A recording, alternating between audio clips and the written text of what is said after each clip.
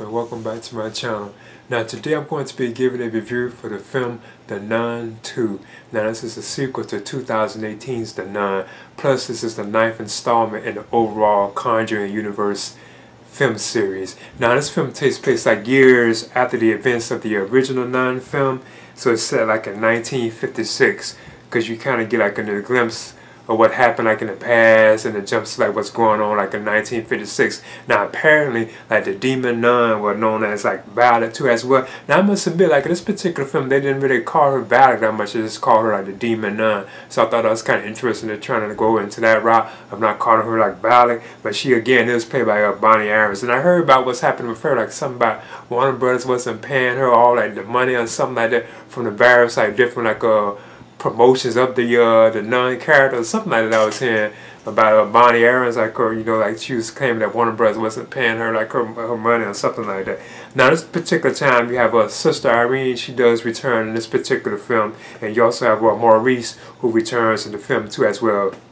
And both are played by the same stars, like I think you pronounce her Thaisa Farmiga. She plays like Sister Irene, the same chick that was like in the same woman that was in the first Nun film. They also have Jonas Bloquet that plays Maurice. They both return from the previous film, because in this particular film, you know, suddenly like there's been like some instances with like priests and like various different people of like I think, you know, like Catholic type stuff, you know, like, you know, religious type stuff that have been showing up dying and so on. So they do already suspect that the nun or the demonic nun has returned. So they actually get Irene or Sister Irene to actually investigate these particular incidents, and that's why she kind of pursues and finds out, you know, that the demonic nun probably has returned. I don't want to spoil the film, but in this particular film you have this new like sister known as Deborah, and she's played by Storm Reed.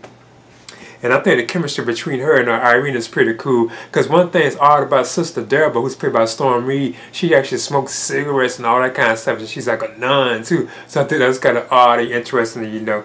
Now this particular film is also directed by Michael Shaves, or Shays, I think that's how you pronounce it. He's actually like the director of this particular film. Now there's like other characters in the film, like this girl known as Sophie, and she's played by I think Caitlin Rose Downey, because she's kind of like one of the main, like I guess you could say, protagonists of the films. You know, she kind of gets to see like the nun and stuff. She gets to see like glimpses of her and so on like that, and she's always getting teased by these other like girls at this like school or whatever. But anyway though, it turns out that the nun has showed up, and the way that she was able to become back is kind of interesting and cool. I didn't really see that coming, the way that Violet the nun, you could just say the demonic nun does show up. I think that's kind of interesting how they did that. Now the film itself, it has like other characters I want to touch on, like you have Madame Laurent. You also have Kate, I think that's played by Anna Popplewell. She's like a teacher at the this current school where the film mostly takes place. Yeah, because the film is like, it's like apparently like in France, and that's where Sister Irene has to go with Sister Deborah to investigate these like incidents, you know, and that's when they kind of suspect that the nun has returned and so on. But the way that, like I said, that she was actually able to resurrect herself was pretty cool, you know. I didn't really see that coming, didn't really suspect that, because it is really connected to like the previous like nun film. Now I must admit, this film it has like a kind of like a slow burn to it, but it is like a lot of like atmosphere and mood in it, you know. And I must admit, it's like fun. I think once it got to like the third act, kind of towards the end of the film, it kind of got, I don't know, it was just like something about, like it just felt like it needed like to end or something, you know, like they didn't really need to do all the different things that they were doing with it, what was going on. Now there are like some of the same elements that be like in the Conjuring type films that I don't want to spoil. So like that particular like I'm going to say that like that particular like demon, like devil type guy, he kind of shows up in a certain form and so on. I thought that's kind of cool that they stay with showing him like constantly, you know, he's like in this particular film too, as well. I just leave it at that.